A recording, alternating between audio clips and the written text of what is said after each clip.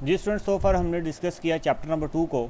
आज के इस लेक्चर में हम कवर करेंगे अपना chapter number 3 which is mathematical operations with अरे। तो इस पर मैथमेटिकल ऑपरेशंस विद अरे में सबसे पहला टॉपिक है एडिशन एंड सब्सट्रैक्शन।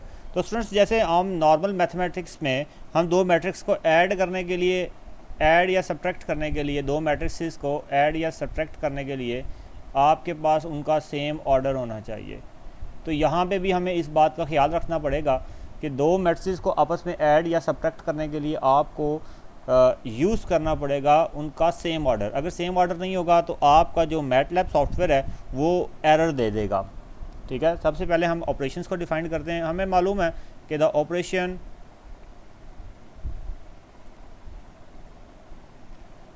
प्लस ये आपके किसके लिए यूज़ होता है, एडिशन के लिए यूज़ होता है, और एंड माइनस ये आपका यूज़ होता है सब्सट्रैक्शन के लिए, सब्सट्रैक्शन के लिए, and can be use to add, can be use to add या subtract array of identical size, can be used to add और subtract array of identical size. Identical size का मुराद स्टूडेंट्स वही है सेम ऑर्डर का। तो इसके लिए अब हम एग्जांपल करने लगे हैं जिसमें आपको मज़ीद ये क्लैरिफाई हो जाएगा कि एग्जांपल्स आर। अपना मैटलैब सॉफ्टवेयर सब लोग ओपन कर लेंगे। ठीक है जी, मैटलैब सॉफ्टवेयर पे आप लोग टाइप करेंगे सबसे फर्स्ट वन। आप सबसे पहले आप क्या करेंगे जी, डिफाइंड करेंगे। आप लिखेंगे जी vector A is equal to VECTA is equal to, या कोई भी नाम दे सकते हैं आप, 8 5 एंड 4 सेमीकोलन। VCTB आपके पास है, VCTB is equal to 10 to 7, 10 to and 7. Now what you want to add it. तो इसके लिए आप क्या करेंगे जी, अगेन डिफाइन करेंगे। यहाँ पे सेमीकोलन लाजमी आपने लगाना है जी, वरना आप जब आप एंटर प्रेस करेंगे तो वो आपको इसका रिजल्ट दे देगा। तो आपने क्या करना है, VCT, अब ऑपरेशन लगाएंगे VECT C is equal to, आप क्या चाहते हैं कि ये दोनों आपस में क्या हो जाएं, ऐड हो जाएंगे। तो मुकम्मल आपने इसको लिखना है VECT A plus VECT B, इन दोनों को आपस में आपने क्या करना है, ऐड करना है। तो जैसे ही स्टूडेंट्स आप क्या करेंगे, जैसे ही आप प्लस का बटन दबाएंगे आपके पास इसका रिज़ल्ट आ जाएगा 18 7। जैसे ही आप क्या करेंगे जी, एंटर प्रेस करेंगे तो ये आपके पास कुछ इस तरह से डिस्प्ले करेगा 18 7 एंड 11।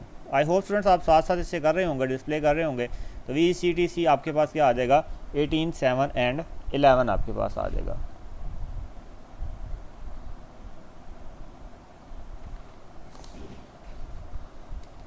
सिमिलरली स्टूडेंट्स, अब एक और हम एग्जांपल करते हैं जिसमें हम दो मैट्रिक्स को डिफाइंड करते हैं आप सेम साइज, और उन्हें आपस में सब्ट्रैक्ट करते हैं। ठीक है, तो आप सबसे पहले वेक्टर ले लें।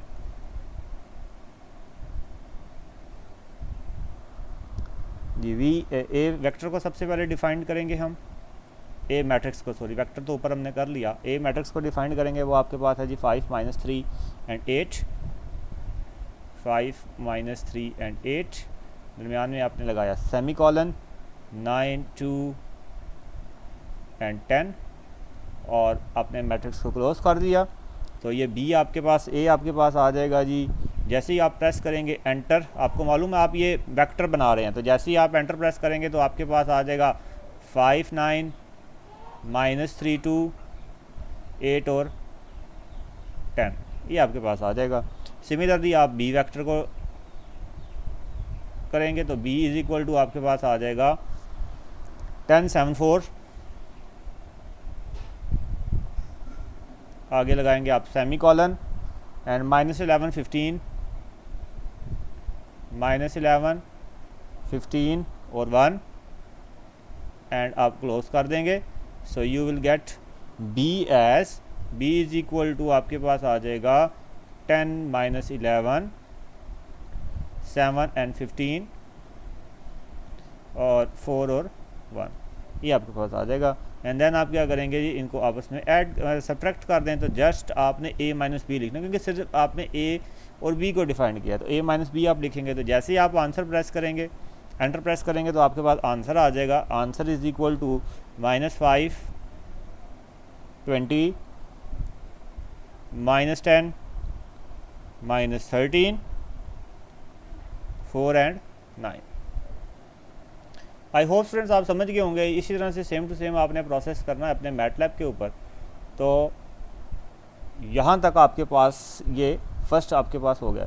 लेकिन स्टूडेंट्स जैसे ही आपने अगर ऑर्डर चेंज किया अपना, आप जैसे ही अपना ऑर्डर चेंज करेंगे तो ये आपके पास सॉल्व नहीं होगा, ठीक है। अगर आपने ऑर्डर इसका क्या किया जी, ख़राब कर दिया, तो ये फिर आपके पास कभी भी सॉल्व नहीं होगा।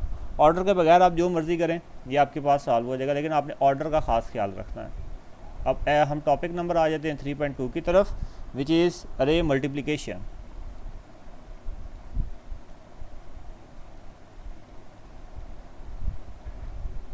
कि अरेज की मल्टीप्लिकेशन हम किस तरह से करते हैं, हम उस टॉपिक की तरफ आ रहे हैं,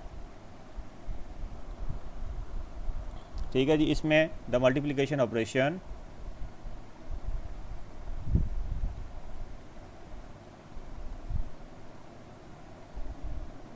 द मल्टीप्लिकेशन ऑपरेशन, इसके लिए क्या है जी, हमारे पास स्टैटिक है। Static is executed by MATLAB,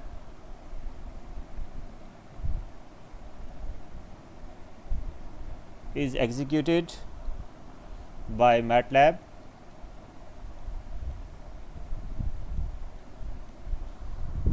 according to the rules of linear algebra, according to the rules of linear algebra। इसके लिए भी स्टूडेंट सिर्फ वही शर्त है जो हम नॉर्मल मैट्रिसेस में होती है। वो शर्त क्या है, अब हम उसको देखने लगे हैं जी। वो शर्त क्या है कि this means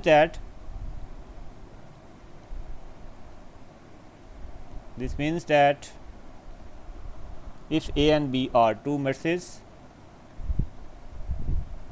if A and B are two matrices, the operation A static B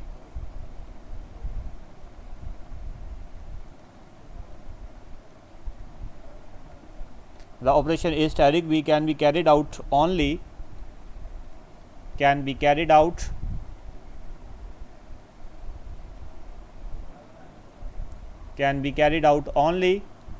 जी, वही जो हम आम नॉर्मल मैथमेटिक्स में पढ़ते हैं कि if the number of columns in matrix A is equal to the number of rows is equal to the number of rows in matrix B,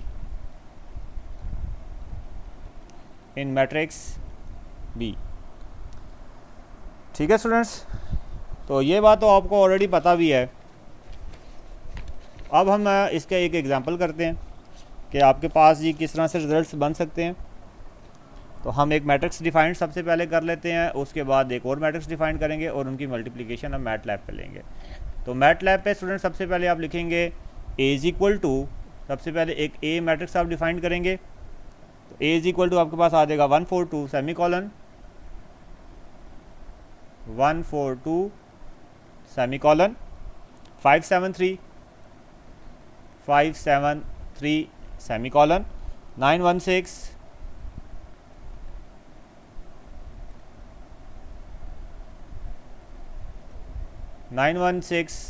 and semicolon and 428 and bracket close. Now जब आप enter press करेंगे तो ये आपके पास कुछ matrix इस तरह से आ जाएगा 1594 1594 4712 4 7 1 2 and 2 3 6 8, 2 3 6 and 8। इसी तरह से आप बी मैट्रिक्स डिफाइन कर लें। B is equal to 6 1 semicolon 2 5 semicolon 7 3 and bracket close. तो व्हेन यू एंटर आपके पास बी आ जाएगा। B is equal to 6 2 7 and 1 5 3। अब हम इसके ऊपर ऑपरेशन लगाने लगे हैं मल्टीप्लिकेशन का। तो उसके लिए आप दे देंगे command C is equal to A multiply के symbol A multiply by B. So you will get, जैसे ही आप एंटर प्रेस करेंगे तो सी इज इक्वल टू आपके पास आ जाएगा 28 65 98 84 एंड सिमिलरली आपके पास आ जाएगा 27 49 32 एंड 38।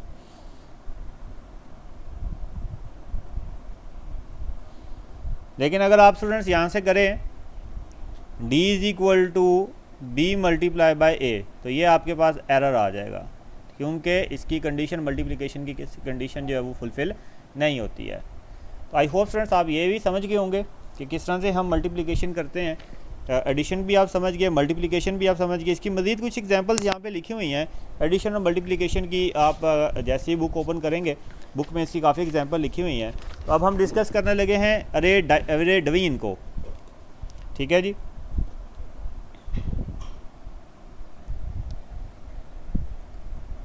ये हमारा टॉपिक है जी 3.3 विच इज़ अरे division.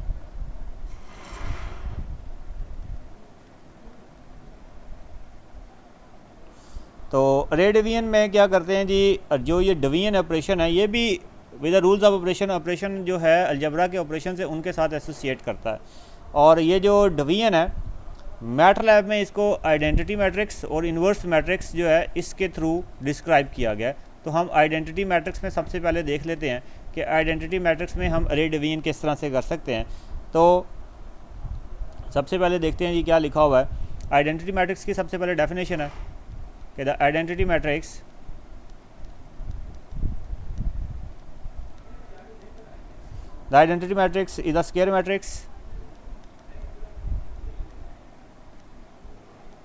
is a square matrix in which the diagonal element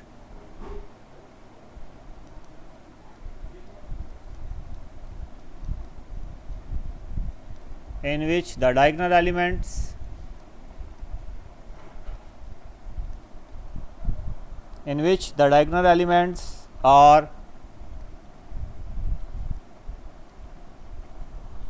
1s and the rest of the elements are 0.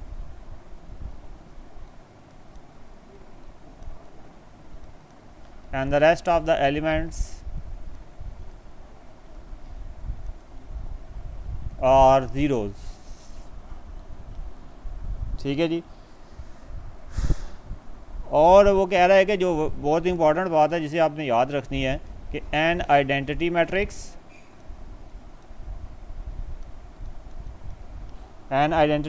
Can be created in a MATLAB with EYE command, with the EYE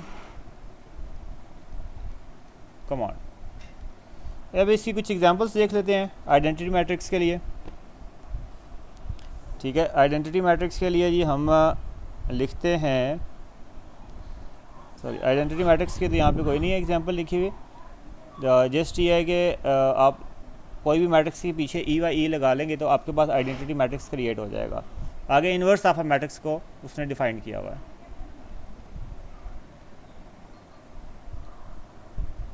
inverse of a matrix.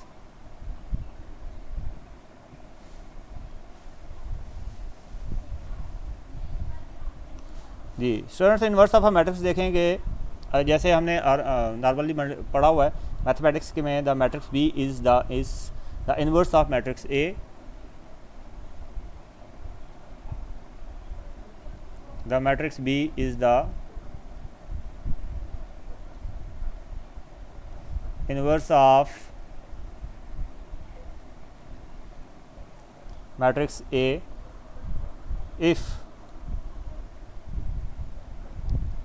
if when two matrices are multiplied, if when two matrices are multiplied,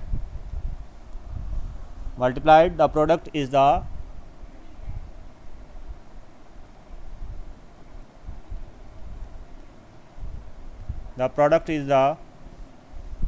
identity matrix, is the identity matrix। तो ये आपके पास ये मतलब अगर आप करें A B या B ए करते हैं तो वो आपके पास क्या आना चाहिए, आइडेंटिटी मैट्रिक्स आना चाहिए। तो मैटलैब में हम जो इसके लिए यूज़ करते हैं इन MATLAB,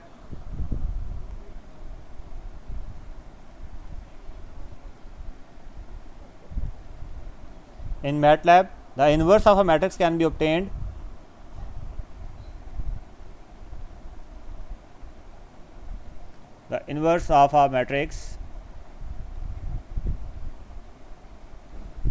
can be obtained can be obtained either by raising a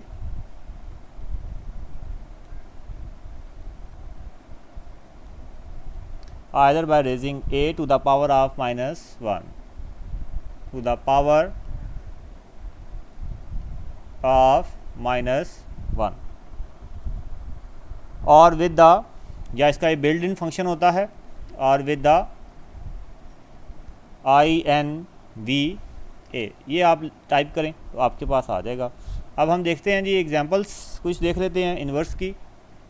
MATLAB software open करना है, वहाँ सबसे पहले हम मैट्रिक्स को डिफाइन कर लेते हैं। हमारे पास मैट्रिक्स है जी 214 and semicolon 418 and semicolon 2 - 1 and 3 and bracket close. तो जैसे ही आप एंटर प्रेस करेंगे तो आपके पास ए मैट्रिक्स जनरेट हो जाएगा 242 1 - 1 1 1 -1, इसी तरह से 4 8 और 3। तो जैसे ही आप इस पे लिखेंगे B = INVA मतलब इन्वर्स ऑफ ए, तो आप यहाँ से इसका इन्वर्स ऑब्टेंड कर लेंगे। सो B = आपके पास न्यूमेरिक फॉर्म में ही आ जाएगा। आप इसे चाहें तो कन्वर्ट कर सकते हैं फ्रैक्शनल फॉर्म में। कन्वर्ट करने का तरीका आपको वो मालूम है, तो आप उस तरह से इसको फ्रैक्शनल फॉर्म में कन्वर्ट कर सकते हैं। तो ये आपके पास आ जाएगा इसका इन्वर्स 5.5 2.0, उसके बाद -3.0, उसके बाद -3.5, उसके बाद -1.0, उसके बाद ये 2.0 एंड इसके बाद आपके पास आ जाता है 2.0, उसके बाद 0, उसके बाद -1.00, ये आपके पास आ जाएगा इसका इन्वर्स। इसी तरह से अगर आप A × B करेंगे, जैसे ही आप क्या करेंगे A × B कमांड देंगे A × B, तो आप इक्वल प्रेस करेंगे तो आपके पास आंसर क्या आ जाएगा, आइडेंटिटी मैट्रिक्स आ जाएगा। ठीक है जी, ऐसे मुकम्मल इन्वर्स इसका फाइंड होगा 0 1 0 0 0 1। तो आई होप फ्रेंड्स आप इन्वर्स करना भी सीख गए होंगे कि इन्वर्स ऑफ अ मैट्रिक्स हम किस तरह से मालूम करते हैं अरे डिवीजन के अंदर। ठीक है जी, आगे है डिटर्मिनेंट्स। तो डिटर्मिनेंट के रिलेटेड स्टूडेंट्स आपको मालूम है कि हम क्या करते हैं, इसके लिए जस्ट आपको सिंपल सी बता देते हैं कि मैट्रिक्स आप डिफाइन करेंगे मैटलैब में, कोई भी मैट्रिक्स आप डिफाइन करेंगे, डिटर्मिनेंट्स मैटलैब में स्टूडेंट्स आप कोई भी जो मैट्रिक्स है वो डिफाइन करेंगे, ठीक है। डिफाइन करने के बाद आप डिटर्मिनेंट कैसे निकालेंगे, उसके लिए ये कमांड है कि द डिटर्मिनेंट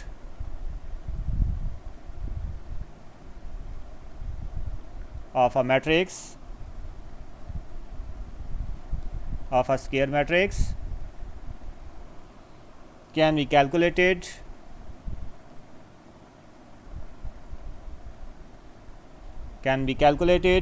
with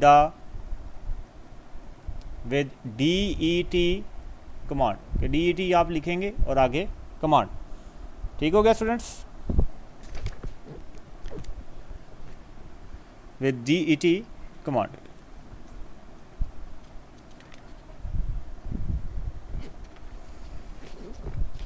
उसके बाद स्टूडेंट्स है अरे डिवीजन।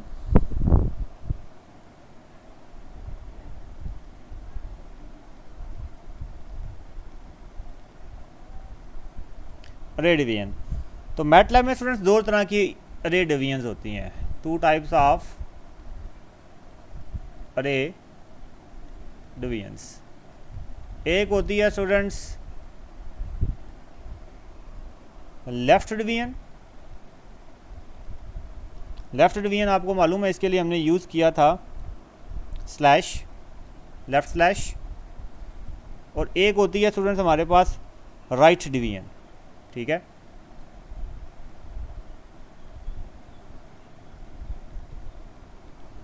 राइट डिवीजन, तो राइट डिवीजन के लिए स्टूडेंट्स आपके पास कौन सा स्लैश यूज़ होगा जी, आपके पास दिस स्लैश, ये यूज़ होगा।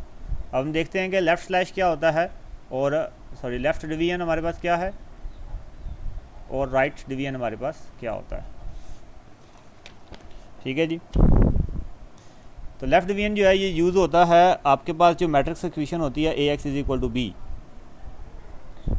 ठीक है जी। तो इस इक्वेशन को सॉल्व करते हैं by multiplying on the left and both sides of by inverse. तो आपके पास क्या आ जाता है, ठीक है जी, x = a इनवर्स b, ठीक है ना। आपको स्टूडेंट्स मालूम है ना कि मैट्रिक्स की एक इक्वेशन होती है ax = b। जब आप इसे सॉल्व करते हैं, इसे मल्टीप्लाई करते हैं आप a इनवर्स से ऑन बोथ साइड्स, तो इज इक्वल टू क्या आ जाएगा आपके पास a इनवर्स b आ जाएगा। तो यहाँ से आपके पास आ जाएगा x = a इनवर्स b आपके पास आ गया। अब यहाँ से आपके पास ये x = a इनवर्स b तो आ गया, लेकिन मैटलैब में आप इसे किस तरह से करते हैं वो देखें कि in MATLAB the last equation can be written, जो ये लास्ट वाली इक्वेशन है जस्ट हमें यही चाहिए होगी, इसे हम इस तरह से लिखेंगे कि द लास्ट इक्वेशन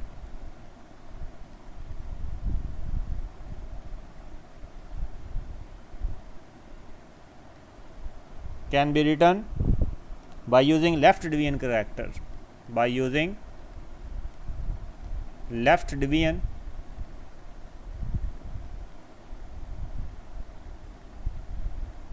character, ठीक है जी। ये आपके पास आ जाएगा x = a left slash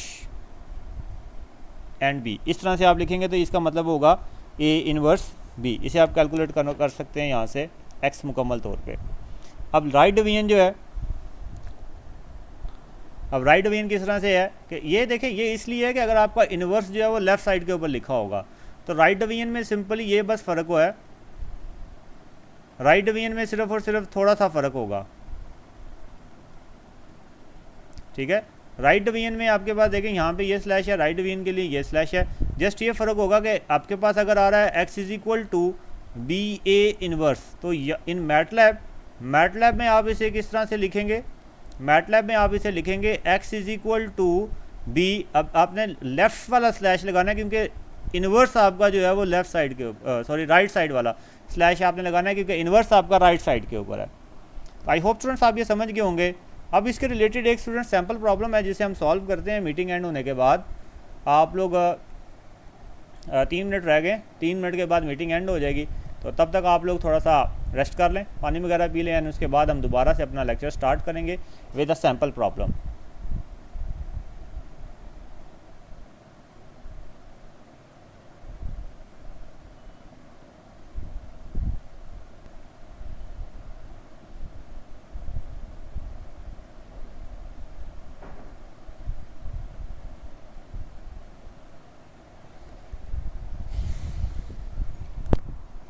G students, अब हम एक सैम्पल प्रॉब्लम को डिस्कस करते हैं और सैम्पल प्रॉब्लम को डिस्कस करने के बाद हम देखते हैं कि सैम्पल प्रॉब्लम जो है वो हम किस तरह से सॉल्व आउट करेंगे बाय यूजिंग अरे डिवीजन।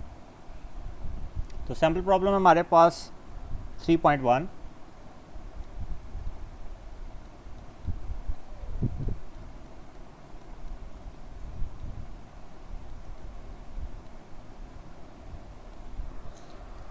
जी लिखा हुआ आपके पास क्वेश्चन है, using matrix operation to solve the following system of linear equation.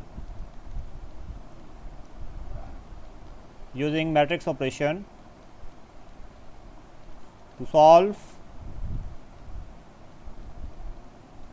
to solve the following system of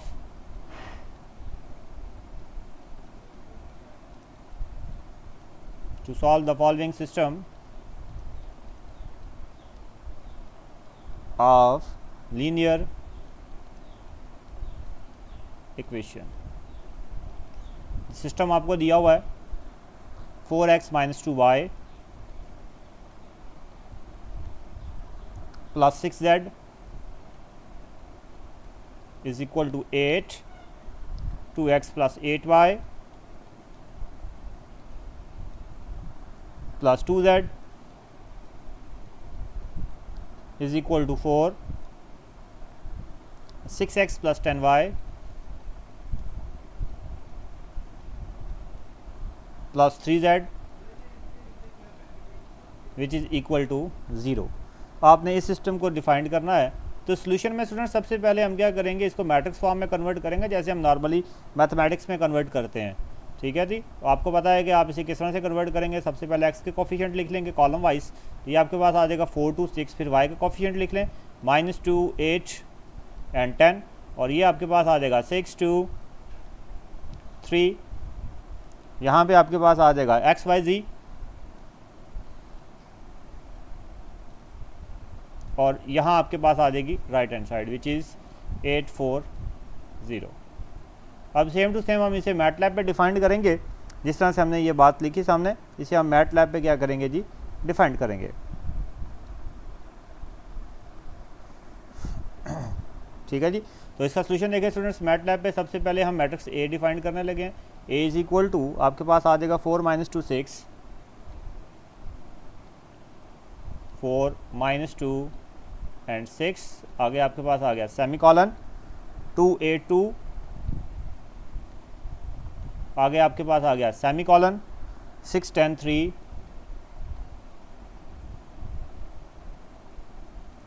6 10 और 3, और आपके पास आगे ब्रैकेट क्लोज। जैसे आप एंटर प्रेस करेंगे आपके पास जो ए मैट्रिक्स है वो डिफाइंड हो जाएगा। ठीक है, और सॉरी अब बी मैट्रिक्स को भी साथ में कर रहे हैं ना, यहाँ फिर आपको सेमी कॉलन लगाना पड़ेगा, एक साथ बी मैट्रिक्स को भी हम डिफाइन करेंगे जी। अब बी मैट्रिक्स को आगे देखें, बी इज इक्वल टू आपके पास आ जाएगा राइट हैंड साइड है आपके पास बी, तो वो आपके पास आ गई जी 8 semi colon 4 semi colon 0 bracket close, और आखिर में आपके पास आ गया सेमी कॉलन। ठीक है जी, अब आपने इसे सॉल्व करना है। तो ए देखें ना, आपने यहाँ पे क्या मालूम करना आता है, X is equal to A inverse B आपने फाइंड आउट करना है। ठीक है जी, तो इसके लिए आप क्या करेंगे, स्लैश यूज़ करेंगे, लेफ़्ट स्लैश आपके पास आ जाएगा ए लेफ़्ट स्लैश बी आपके पास आ जाएगा। जैसे ही आप ए लेफ़्ट स्लैश बी करेंगे तो आपके पास डायरेक्टली इसका इन्वर्स आ जाएगा विच इज़ -1.8049। डायरेक्टली आपके पास रिजल्ट आ जाएगा इसका 0.2927, और आपके पास आ जाएगा 2.6341 जी। ये तो अभी आपने इन्वर्स निकाला है। ठीक है जी, अब आप क्या करेंगे,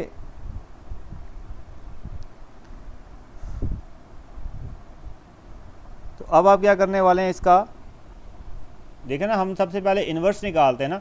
इन्वर्स निकालने के बाद अब हम स्टूडेंट्स क्या करेंगे, अब हम इसको मल्टीप्लाई करते होते हैं बी के साथ, मतलब ये मल्टीप्लाई हो रहा है ना आपके पास ए इन्वर्स बी, तो आप क्या करेंगे जी, इसको मल्टीप्लाई करेंगे तो क्या आएगा, X B is equal to inverse of A multiply by आपके पास आ जाएगा बी। तो इन्वर्स ऑफ ए आपके पास मल्टीप्लाई बाय बी आ जाएगा, X B is equal to आपके पास आ जाएगा -1.8049, 0 पॉइंट सेम टू सेम मतलब 27 और 2.6341।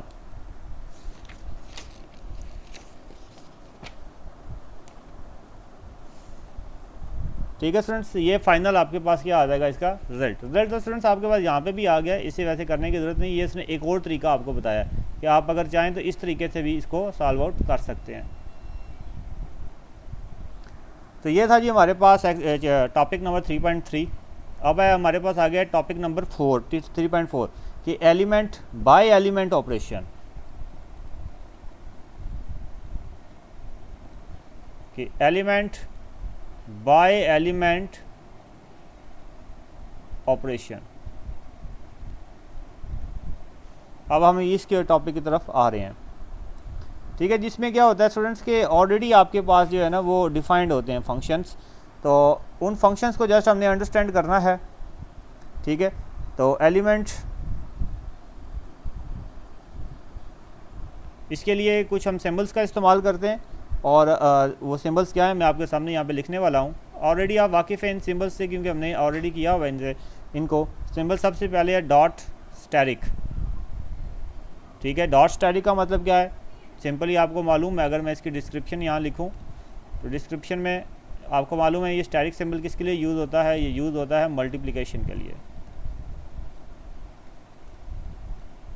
उसके बाद आगे हमारे पास सिंबल है डॉट हैट। ये हैट आपको मालूम है ये पावर के लिए यूज़ होता है। यहाँ पे आपके पास क्या है, ये एक्सपोनेंशियल फंक्शन के लिए।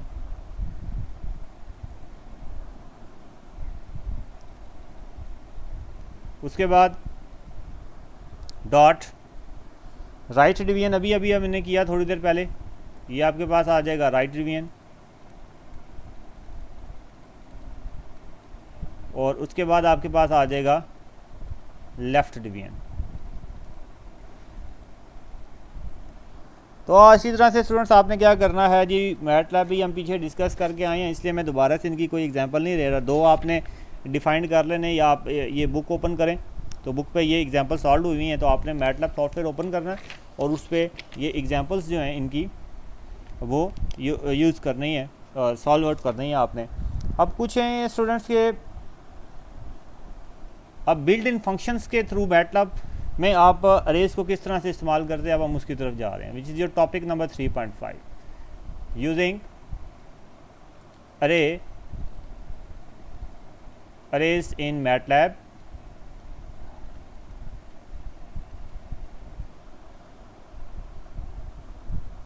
Build in maths function. हमने already build in maths function पढ़े हुए हैं पीछे, build in maths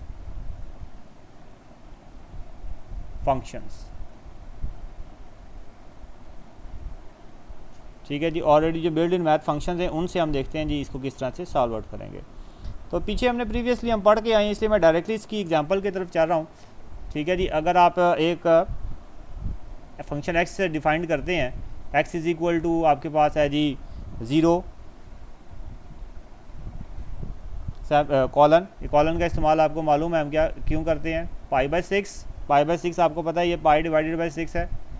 pi symbol यहाँ पे नहीं लिख सकते हैं, डॉट सेमी कॉलन पाई। तो जैसे ही आप एंटर प्रेस करेंगे तो ये आपके पास स्टूडेंट्स एक्स आ जाएगा, एक्स इज इक्वल टू 0 0.5 236 1.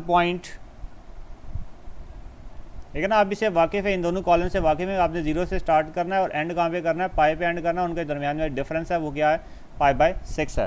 तो 1.0472 1.5708, उसके बाद है 2.0944 और उसके बाद है 2.6180 और 3.1416। ये हमारे पास आ गया जी x। अब यहाँ से हमने बिल्ड इन फंक्शन डिफाइन कर रहा हूँ मैं, कॉज ऑफ x अगर हमें यहाँ से फाइंड आउट करना हो तो आप लिखेंगे y is equal to cos of this x, ठीक है, ब्रैकेट में क्या लिखेंगे, दिस x। तो you will get y is equal to, जैसे आप एंटर प्रेस करेंगे तो ये कॉज की वैल्यूज़ देने लग जाएगा। कॉज 0 पे आपको मालूम है 1 होता है, तो 1 आपके पास आ गया 1.00, 0.8660, उसके बाद 0.5 and up to so on, आप देख लेंगे इसको। ठीक है स्टूडेंट्स, इसी तरह से आप इसके रूट ले सकते हैं, कोई भी आप लगाएंगे जी उसे आप सॉल्व आउट कर लेंगे easily.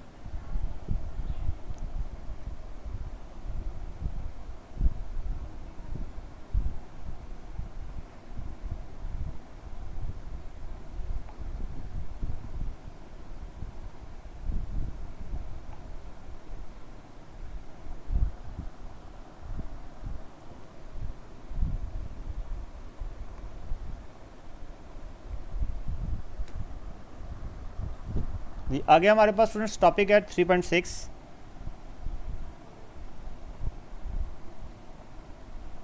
which is built in functions for analyzing arrays।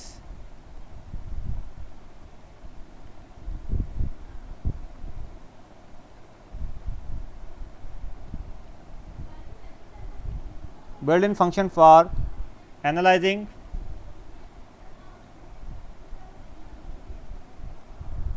Arrays. ठीक है जी, ये आपके टेबल यहाँ पे बना हुआ है पेज नंबर 76 पे। तो इस टेबल में बिल्ड इन फंक्शंस आपके पास बने हुए हैं, जो बिल्ड इन फंक्शन है उनकी डिस्क्रिप्शन लिखी हुई है पेज नंबर 76 पे। कुछ फंक्शंस को मैं यहाँ पे देख लेता हूँ। ठीक है जी, सबसे फर्स्ट फंक्शन है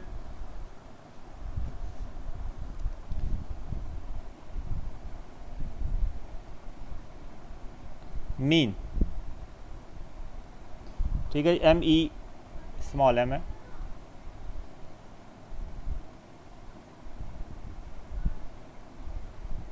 मीन A और डिस्क्रिप्शन हमारे पास है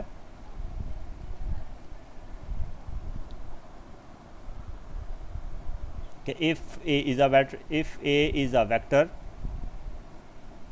so by this command you will get return the mean value of elements of vector।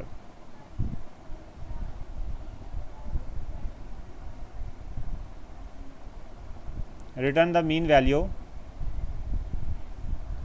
of the elements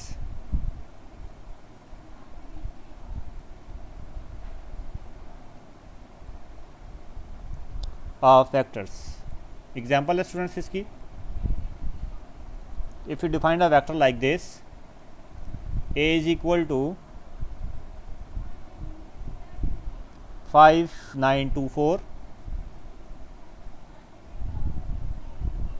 and you close the bracket as semicolon by semicolon, और अब आप यहाँ पे build in function use करते हैं mean A, तो you will get answer as 5।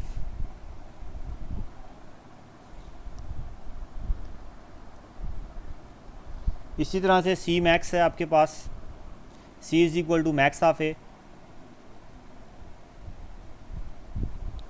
तो max of A से स्टूडेंट्स जैसे आपको नज़र आ रहा है कि ये लार्जेस्ट एलिमेंट ये आपको रिटर्न करेगा। ठीक है जी, return the largest element in matrix A।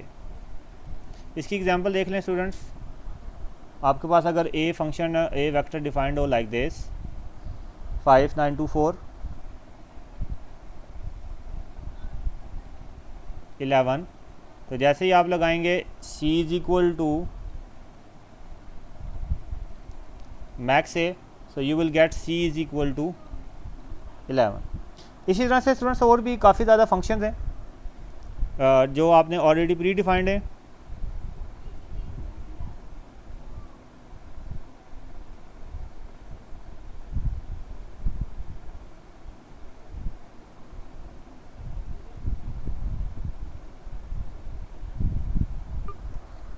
जो ऑलरेडी प्री डिफाइंड है, आपने ये फंक्शंस पेज नंबर 76 पे रीड आउट कर लेने। 77 के ऊपर भी काफ़ी ज़्यादा फंक्शंस हैं, ठीक है जी, आगे हम पढ़ने लगे हैं जनरेशन ऑफ रैंडम नंबर्स। इसके लिए भी स्टूडेंट्स ये जनरेशन ऑफ रैंडम नंबर ये आपने सारे के सारे ये खुद स्टडी कर लेने हैं, इनके आगे एग्जांपल भी लिखी हुई है। और ये स्टडी करने के बाद आगे सैम्पल प्रॉब्लम से कुछ, तो इन सैम्पल प्रॉब्लम्स के स्टूडेंट्स मैं आपको हैंड आउट सेंड कर दूँगा। आपने जो एक्सरसाइज करनी है, इसकी जो एक्सरसाइज है आपके, वो एज अ असाइनमेंट आपने मुझे